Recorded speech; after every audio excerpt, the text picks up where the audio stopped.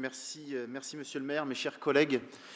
Alors, chers collègues de l'opposition, effectivement, plus que des paroles, vous souhaitez des actes. Mais peut-être avant de passer des paroles aux actes, parlons un peu de chiffres et d'actualité. Alors oui, comme l'a très bien dit Laurent et d'autres avant, rien ne va plus dans le logement.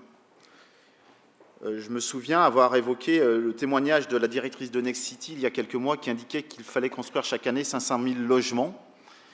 Mais rien n'y fait. Sur les 12 derniers mois en France, ce sont moins de 280 000 logements qui ont été autorisés à la construction. C'est un triste record depuis 2015, c'est 22% de moins que les 12 mois d'avant, et c'est 27% de moins qu'au cours des 12 mois qui précédaient la crise sanitaire.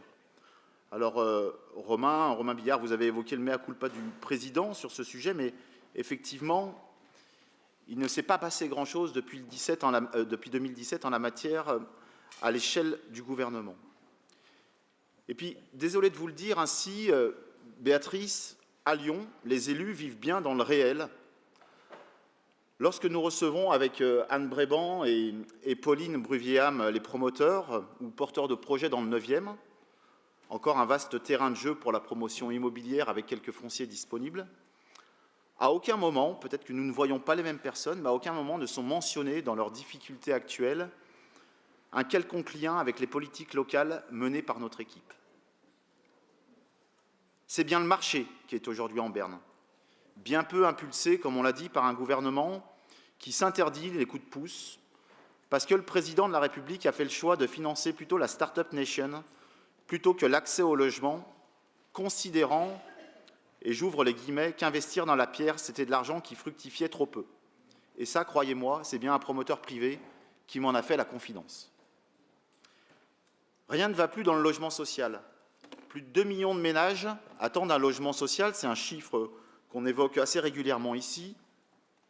Ces 2 millions de ménages n'ont pas fini de patienter, puisque sur les 3 dernières années, les 2/3 des communes tenues de combler leurs déficits de logements sociaux n'ont pas atteint cet objectif légal, alors qu'elles étaient moins de la moitié dans ce cas lors du précédent bilan triennal. Conséquence concrète, alors que l'objectif de production était d'environ 280 000 logements sur ces 3 ans en France, seulement 180 000 ont été bâtis, soit 100 000 de moins que l'objectif. Mieux, pour exemple, en région PACA, 158 des 166 villes soumises à la loi SRU n'ont pas tenu leurs objectifs. Alors que dire aussi dans l'agglomération lyonnaise où 7 de ces communes, Caluire, Chaponnay, Chazay, Mions, Saint-Genis-Laval, Saint-Symphorien-d'Ozon et Tassin-la-Demi-Lune, se sont vus rattraper par la patrouille et reprendre par la préfète la compétence d'instruction des demandes d'autorisation d'urbanisme, faute de produire suffisamment de logements sociaux. Faut-il parler de couleur politique de ces communes aussi? Alors finalement, quand je me regarde, je me désole un peu, mais quand je me compare, je me console. Si je reprends cette expression venue de nos amis québécois, ce n'est pas tant pour nous autosatisfaire de la situation lyonnaise et faire preuve d'une prétention mal placée dans une situation critique pour tous les territoires. Mais tout de même, quelle caricature de renvoyer la situation du logement à Lyon aux seules affreuses décisions qu'aurait prises notre exécutif, tant à la ville qu'à la métropole, ou à nos éventuels manques d'action et d'idées sur le sujet. Je regrette à ce sujet, Béatrice, Romain, vous qui suivez comme moi les travaux au sein du CA de la Sacvelle, vous vous rendez bien compte que la situation est bien plus complexe que celle que vous évoquez ici. Mais quelles sont vos propositions alternatives dans la situation que nous vivons? On n'en entend pas. Si nous ne devons pas faire preuve d'une quelconque prétention, la mauvaise foi n'a pas sa place ici quand il s'agit d'une situation et d'une cause nationale que l'État doit incarner et porter à bout de bras. Alors au-delà donc, de cette bataille de chiffres, il est urgent d'agir.